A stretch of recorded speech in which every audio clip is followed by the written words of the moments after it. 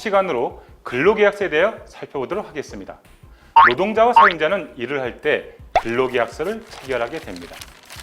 근로기준법에서는 근로계약이란 근로자가 사용자에게 근로를 제공하고 사용자는 이에 대하여 임금을 지급하는 것을 목적으로 하는 체결된 계약을 말합니다. 근로계약서는 매우 중요합니다. 그 이유는 노동 조건이 정당한지 부당한지, 또한 임금을 못 받았을 때는 근거 자료로 사용됩니다. 또한 사업장 변경 사유를 판단하는 데 있어서도 중요한 자료로 사용됩니다. 따라서 이주 노동자가 권리를 찾고자 할 때는 매우 중요한 자료가 근로계약서입니다. 예를 들어 한 노동자가 사용자가 근로계약서를 작성하지 않은 채 말로만 기본급 250만 원 주겠다고 했습니다. 그런데 막상 월급날이 됐을 때 기본급 200만 원만 준다면 그 차액 50만 원을 그 노동자는 받을 수 있을까요? 없을까요? 네, 말로 하는 계약도 물론 계약입니다. 그러나 사용자가 나는 250만 원 약속한 적 없어, 200만 원이었어 라고 한다면 그 노동자가 250만 원을 받을 권리가 있다는 걸 증명하지 못하면 그 차액 50만 원을 못 받을 수도 있습니다. 이처럼 근로계약서는 매우 중요합니다. EPS 이주 노동자들은 고용노동부의 표준근로계약서라는 양식으로 근로계약서를 체결하는데 계약서 내용은 다음과 같습니다. 첫 번째로 계약 당사자인 사용자와 근로자의 정보가 기재되어 있습니다. 첫 번째로 근로계약기간, 두 번째로 근로장소, 세 번째로 업무 내용, 네 번째로 근로시간, 다섯 번째로 휴게시간, 여섯 번째로 휴일, 일곱 번째로 임금, 여덟 번째로 임금 지급일, 아홉 번째로 지급 방법, 열 번째로 숙식 제공에 관한 규정, 11번째로 이 표준근로계약서에 없는 내용들은 근로기준법에 준용된다는 준용 규정이 있습니다. 이처럼 중요한 내용들이 표준근로계약서에 있습니다. 자, 그러면 하나하나가 참으로 중요한 내용이니까 앞으로 하나씩 살펴보도록 하겠습니다. 이처럼 중요한 근로계약서에 대하여 우리의 권리를 한번 OX 문제로 풀어볼까요? 1번, 근로계약서를 작성하지 않으면 노동자도 처벌받는다. OX, 여러분은 어떻게 하겠습니까? 네, 정답은 X입니다. 노동자는 처벌받지 않습니다. 다만 사용자만 500만 원 이하의 벌금을 처벌받습니다. 이처럼 근로계약서는 사업주가 작성 의무를 부여하고 있습니다. 두 번째입니다. EPS 이주 노동자들은 반드시 고용노동부의 표준근로계약서를 양식으로 근로계약을 작성해야 한다. OX. 네, O입니다. EPS 노동자들은 반드시 고용노동부의 표준근로계약서 양식에 따라 작성해야 됩니다. 그렇지 않으면 이 또한 사업주에게 500만 원 이하의 과태료가 부과됩니다. 그럼 세 번째 문제를 내겠습니다. 노동자가 근로계약서를 요구하지 않으면 사업주는 노동자에게 근로계약서를 주지 않아도 된다. OX. 네, X입니다. 노동자가 근로계약서를 달라는 요청이 없더라도 사용자는 반드시 그 노동자에게 근로계약서를 주어야 합니다. 그렇지 않으면 처벌을 받습니다.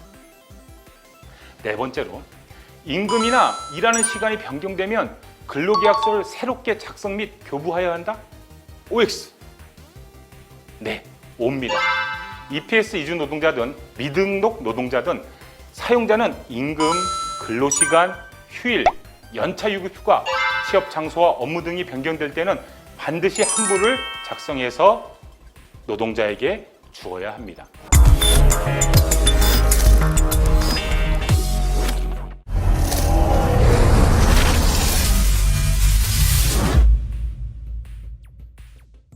표준근로계약서의 내용을 구체적으로 살펴보도록 하겠습니다. 이 강의를 보시는 분들도 인터넷에서 표준근로계약서를 출력받으셔서 같이 보시면 참 좋을 것 같습니다. 자, 첫 번째로 근로계약기간입니다. 일단 계약기간이 언제까지로 적혀 있는지 잘 보셔야 됩니다. 보통 신규 또는 재입국자는 입국일로부터 3년 이내로 근로계약기간을 체결하게 됩니다. 또한 수습기간이 체크되어 있는지를 잘 보셔야 됩니다. 수습기간 체크되어 있는 경우에 최저임금의 10% 감액이 가능하기 때문입니다. 즉 현재 2019년 최저시급은 8,350원인데 10%를 감액해서 7,515원까지 수습기간까지 지급이 가능하다는 겁니다. 물론 최대 3개월까지입니다. 업무 내용입니다. 업종, 사업 내용, 직무 내용들이 적혀 있습니다. 그래서 이 적힌 대로 내가 실제 일하는 것과 업무 내용이 같은지를 반드시 확인해 주시기 바라겠습니다. 근로시간과 휴게시간에 대해서 살펴보도록 하겠습니다. 법정 근로시간, 법으로 정한 근로시간은 휴게시간을 제외하고 일일 8시간입니다. 또한 일주 40시간입니다. 또한 이런 법정 근로시간을 넘어서 연장 근로를 할 수 있는데 이러한 연장 근로시간은 당사자가 합의하면 일일 8시간을 넘게 근무하거나 또는 일주 법정 근로시간인 40시간을 넘게 근로시킬 수 있습니다. 물론 연장 근로수당은 통상임금의 50% 이상을 가산하여 지급하여야 합니다. 다음으로는 야간 근로시간대를 살펴보도록 하겠습니다. 저녁 10시부터 새벽 6시까지가 야간 근로에 해당됩니다. 물론 야간 근로수당 또한 통상임금의 50%를 가산하여 지급해야 합니다. 그런데 법정 근로시간 및 연장 근로, 야간 근로 등은 상시 5인 이상 사업장에서만 의무 적용되게 됩니다. 다음으로는 휴게시간입니다. 근로시간이 4시간인 경우에는 30분 이상의 휴게시간을 주어야 됩니다. 8시간인 경우에는 1시간 이상의 휴게시간을 반드시 근로시간 도중에 주어야 합니다. 휴게시간은 물론 근로자가 자유롭게 이용할 수 있어야 합니다. 그런데 표준근로계약서상의 근로시간이 실제 근로시간과 다른 경우가 문제가 많이 됩니다.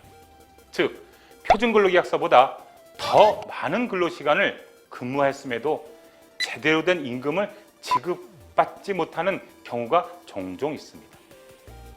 여기서 제일 중요한 것은 표준근로계약서보다 더 많은 근로시간을 일을 하였다는 증거 등을 가지고 있어야 권리를 보호받을 수 있습니다. 즉, 내가 어느 정도 일했다는 근무 시간을 입증하기 위해서 회사의 출퇴근 기록 카드 등을 사진 찍어 놓거나 달력 같은 곳에 매일 출근 시간, 휴게 시간, 퇴근 시간 등을 기록하여 관리하시는 것이 나의 권리를 보장받는 데 큰 도움이 됩니다. 이후 살피겠지만 표준근로계약서와 실근로가 다르다면 사업장 변경 사유가 될 수도 있으며 또는 임금 체불이 발생할 수도 있기 때문입니다.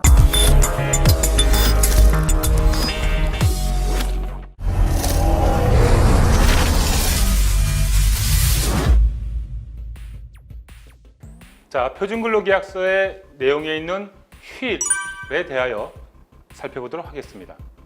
휴일에는 법정 휴일과 약정 휴일이 있습니다. 법정 휴일은 법으로 정한 휴일, 노동자 누구든지 혜택을 받는 휴일을 얘기합니다. 약정 휴일은 사용자가 노동자와 약속으로 정한 휴일을 얘기합니다. 2019년 현재 법정 휴일은 두 가지입니다. 주휴일과 노동절이 있습니다. 사용자는 일주에 일하기로 한 날에 근무를 다한 근로자에게 일주에 평균 1회 이상의 유급휴일을 보장해야 하며 이를 보통 주휴일이라고 합니다. 월요일부터 금요일까지 근무하는 노동자인 경우에 특별한 규정이 없으면 보통 일요일이 유급휴일인 주일이 됩니다.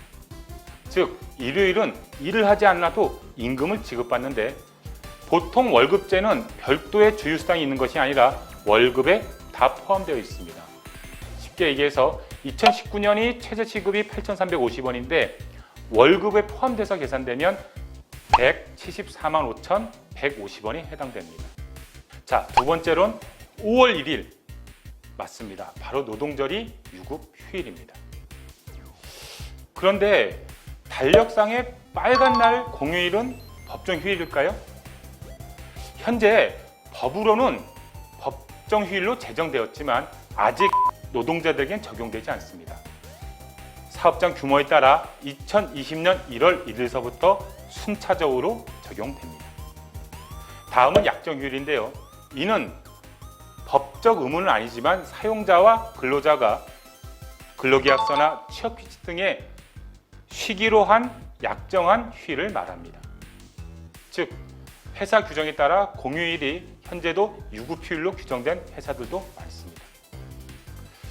참고로 이러한 유급휴일에 근무를 하면 사용자는 휴일 근로수당을 가산하여 지급해야 됩니다. 그런데 이러한 휴일 근로수당은 상시 근로자 5인 이상 사업장에만 의무 적용됩니다. 다음으로는 연차 휴가에 대해서 알아보도록 하겠습니다. 노동자가 회사에 최초 입사 시 1개월 개근할 때마다 하루의 연차 유급 휴가가 주어집니다. 또한 1년을 80% 이상 출근을 하면 15일의 연차 유급 휴가가 주어집니다. 만약 1년을 근무하게 되면 한 달 근무할 때마다 생기는 하루씩과 1년 일하서 15일 발생된 걸 합쳐서 26일이 발생됩니다. 그런데 그 다음에서부터는 다시 15일이 발생되게 됩니다.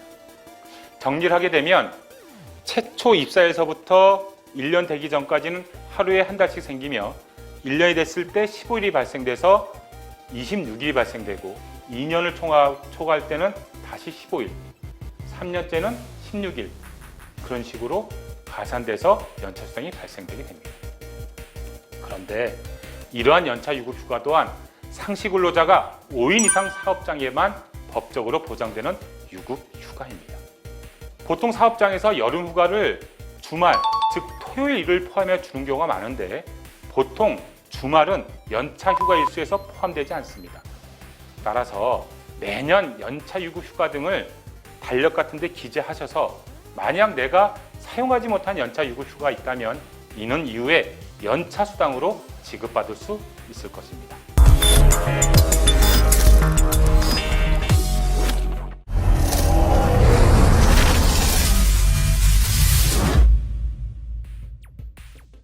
임금에 대해서 살펴보도록 하겠습니다. 올해 최저임금이 얼마일까요? 네, 시급 8,350원입니다. 적어도 8,350원 이상은 받아야 한다는 뜻입니다. 자, 이러한 최저임금을 월급으로 계산하면 1일 8시간 근무하고 일주 40시간 근무할 때 주일 수당까지 포함되면 174만 5,150원이 해당됩니다. 특별한 수당이 없으면 이 금액이 월 통상임금에 해당됩니다. 토요일 날 근무하는 노동자들이 많습니다. 그러면 문제를 내보겠습니다. 만약 월요일서부터 토요일까지 매일 8시간씩 근무를 했다 그러면 연장 근로수당이 어떻게 발생될까요? 네, 토요일은 주 40시간이 넘기 때문에 토요일 8시간이 연장 근로에 해당됩니다. 다시 말해서 시간당 10,000원이었으면 8시간 근무를 했으면 일한 80,000원과 연장 근로수당이 40,000원이 포함돼서 120,000원이 발생되게 됩니다. 두 번째로는 야간 근로수당입니다. 저녁 10시부터 아침 6시까지 이 시간에 근무를 하게 되면 통상임금의 50% 이상의 연장 근로수당을 지급하여야 합니다. 예를 들어 저녁 9시부터 11시까지 2시간 근무를 했습니다. 만약 시간당 통상임금이 10,000원이면 얼마를 받아야 할까요? 네, 2시간 일했으니까 20,000원이 발생되고 10시부터 11시까지는 야간 근로 시간대이기 때문에 추가적인 50% 5,000원이 추가적으로 발생돼서 25,000원을 받아야 됩니다. 세 번째로는 휴일 근로수당입니다. 만약 내가 일하는 날이 원래 일하지 않아도 되는 법정 휴일 또는 약정 휴일이면 그 시간에 일할 때마다 휴일 근로수당이 발생되는데요. 처음 8시간은 시간당 통상임금의 50% 이상을 휴일 근로수당으로 지급하여야 합니다. 그리고 8시간 넘어서는 시간당 100% 이상의 휴일 근로수당을 지급해야 합니다. 예를 들어 내가 일요일에 근무를 하였고 시간당 통상임금이 10,000원이면 1시간을 일하면 시간당 15,000원이 발생됩니다. 그리고 이것을 8시까지는 15,000원씩 발생되다가 8시간 넘어서 일하게 되면 1시간당 일할 때마다 맞습니다. 네, 시간당 20,000원을 추가로 받게 됩니다. 이것이 바로 휴일 근로수당입니다. 또한 연장 근무를 하다가 야간 근로시간과 겹치게 되면 어떻게 될까요? 네, 각각 중복해서 계산됩니다. 예를 들어서 시간당 10,000원이면 연장 근로수당 5,000원, 야간 수당 5,000원 합쳐서 20,000원으로 계산되는 거죠. 또한 휴일 근로수당과 야간 근로수당이 중복되면 어떻게 할까요? 똑같이 중복해서 계산합니다. 그런데 중요한 게 있습니다. 이렇게 연장 근로수당, 야간 근로수당, 휴일 근로수당은요, 상시 근로자가 5명 이상 사용되는 사업 또는 사업장에게만 법적으로 지켜야 할 의무로 되어 있다는 것입니다.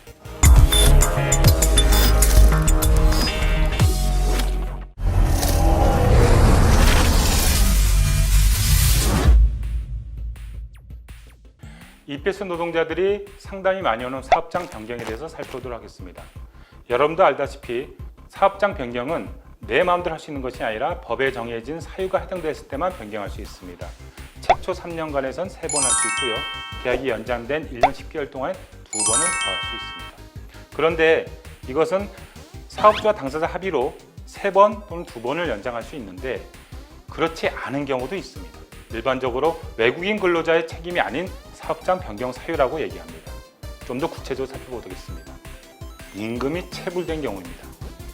내가 월 임금의 30% 이상의 임금을 2개월 이상 지급받지 못하거나 또는 지연 지급, 다시 말해서 표준근로계약서에 임금 지급이 정해져 있는데 그 날짜를 지키지 못하고 넘어서 지급하는 경우를 지연 지급입니다. 이 경우나 또는 내 월급의 임금의 10% 이상의 금액을 4개월 이상 지급하지 않거나 또는 지연 지급하는 경우에 사업장 변경을 할 수 있습니다. 또는 최저임금법에 미달되는 금액을 지급한 경우에는 사업장 변경을 할 수 있고 사업장 변경 횟수에 포함되지 않습니다. 그런데 신청일이 중요합니다. 임금 체불 또는 지급 지연이 종료된 날로부터 4개월이 경과되기 전에 사업장 변경 신청을 하여야 합니다. 다음으로는 사용자가 채용할 때 제시하거나 채용한 후에 일반적으로 적용하던 근로조건, 쉽게 얘기해서 표준근로계약서상의 근로조건과 임금 또는 근로시간이 20% 이상이 감축된 기간이 사업장 변경 신청일 이전 1년 동안의 2개월 이상인 경우에도 사업장 변경이 가능합니다. 세 번째로는 사용자가 채용할 때 제시하거나 채용 후에 일반적으로 적용하던 똑같이 표준근로계약서에 적혀있는 근로시간대가 우리 이주노동자의 동의 없이 2시간 이상 앞당겨지거나 또는 늦춰진 경우에는 사업장 변경 신청일 이전 1년 동안에 1개월 이상 지속된 경우에도 사업장 변경을 할 수 있고 사업장 변경 횟수에 포함되지 않습니다. 사용자는 표준근로계약서에 정한 장소 외에서 근무를 시켜서는 안 됩니다.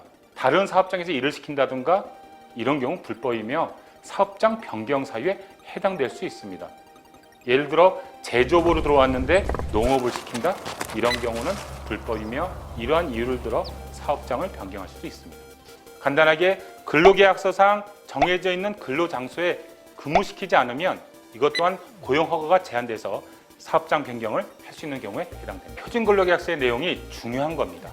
반드시 표준근로계약서상의 임금 및 임금 지급일, 근로시간 등 실제 근로와 임금을 반드시 비교해 보시기 바랍니다. 또한 이러한 신청은 이주노동자가 고용센터에 사업장 변경 신청을 할 수 있음을 반드시 알아두시기 바라겠습니다.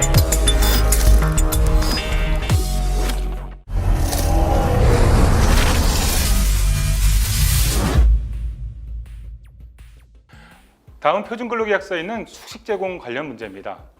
자, 많은 노동자들이 숙소와 식사를 회사로부터 제공받는 경우가 있고 또는 숙소만 제공받는 경우가 있습니다. 이 경우에 숙박비를 임금에서 공제되는데 이 또한 한도가 정해져 있는 겁니다.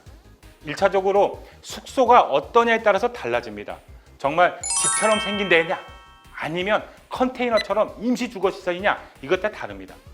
만약 정말 아파트처럼 집처럼 되어 있고 또 식사까지 제공하면 나의 월급 통상임금에서 20%까지만 가능합니다. 그렇지 않고 임시시설인 컨테이너 박스인데 식사를 같이 제공한다. 그러면 통상임금의 13%까지 가능합니다. 또한 숙소만 제공한다. 식사는 제공하지 않고 아파트처럼 생긴 제대로 된 숙소에서 숙소만 제공하는 경우는 월 통상임금의 15%이고요. 임시주거시설, 아까 얘기했던 컨테이너 박스 딱 그러면 월 통상임금의 8%까지만 가능합니다. 보통은 이주노동자 같은 경우는 최저임금이 월 통상임금에 해당됩니다. 연장근로수당이나 기타 야간근로수당은 통상임금에 해당되지 않거든요. 그렇기 때문에 월 최저임금인 2019년인 같은 경우는 174만 5,150원을 기준으로 해서 그 퍼센티지로만 숙식비를 제외할 수 있습니다. 근데 중요한 거는요, 사업주 마음대로 뛸 수 있는 것이 아닙니다. 사업주는요, 표준근로계약서에 기재된 금액 범위에서만 숙식비를 징수할 수 있고, 또한 사업주는 임금에서 숙식비 자체를 사전 공제할 경우에는 노동자에게 공제액 등을 명확하게 이해할 수 있도록 자국어로 된 동의서가 반드시 필요합니다. 동의서가 없다면 이 또한 받을 수 없는 것입니다.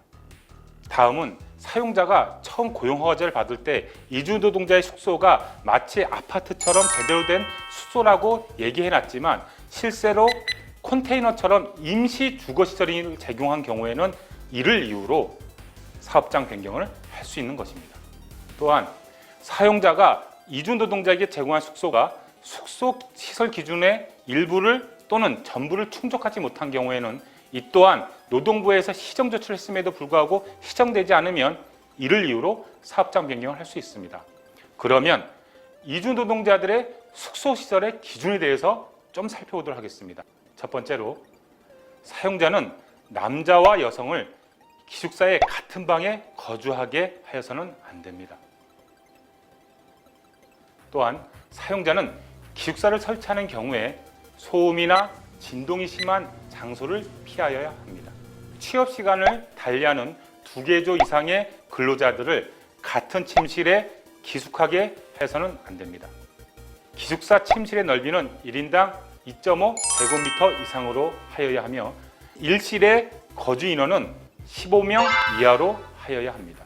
난방 시설도 있는데요, 보일러 등을 이용한 바닥 난방 시설이 설치되어 있어야 합니다. 또한 화장실과 샤워실이 설치되어 있어야 합니다. 그리고 침실과 화장실, 샤워실 각각의 잠금 장치가 되어 있어야 됩니다. 방별로 화재 감시기가 설치되어 있고 소화기가 비치되어 있어야 됩니다. 이러한 것들이 외국인 근로자들의 기숙사의 설치 조건들입니다. 다음은 부당한 처우로 인해서 사업장을 변경할 수 있는 경우를 설명하도록 하겠습니다. 만약 이주노동자가 사용자로부터 성폭행을 피해를 당하면 그 즉시 긴급하게 사업장을 변경할 수도 있습니다. 또는 이주노동자가 사용자로부터 성희롱, 성폭력, 폭행, 상습적인 폭언 등을 당해서 더 이상 그 사업장에서 일할 수 없을 때도 사업장 변경을 할 수 있습니다. 비단 사업주뿐만이 아니라 사업 직장 동료 또는 사업주의 배우자 등의 친척들을 인해서 성희롱, 성폭행 또한 이 또한 사업장 변경을 할 수 있습니다. 또한 사용자로부터 국적, 종교, 성별, 신체 장애로 불합리하게 차별 대우를 받음으로써 그 사업장에 계속 일할 수 없게 되는 경우도 마찬가지로 사업장 변경을 할 수 있으며 사업장 변경 횟수에 포함되지 않습니다.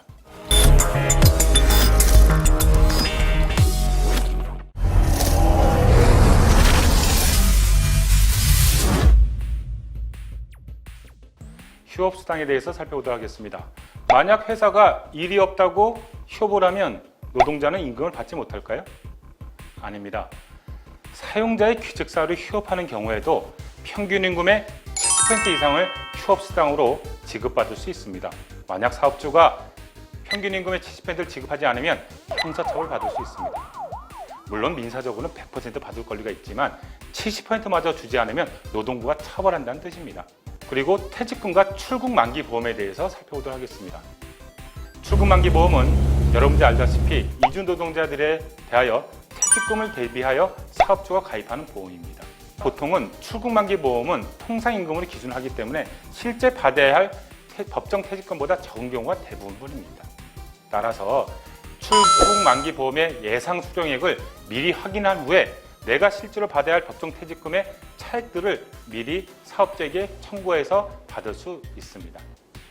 출국만기 보험의 예상 수령액은요, 삼성화재의 전화를 통해서 알거나 또는 모바일 웹, 외국인 고용관리 EPS입니다. 또는 홈페이지에서 www.eps.go.kr에서 확인할 수 있습니다. 다음으로는 임금 체불과 그 해결 방안에 대해서 짤막하게 살펴보도록 하겠습니다.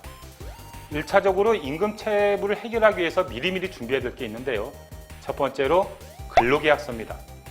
두 번째로는 월급 명세서를 모아두셔야 됩니다. 월급 봉투 또는 통장으로 받았으면 통장 거래 내역서들을 갖고 계셔야 됩니다.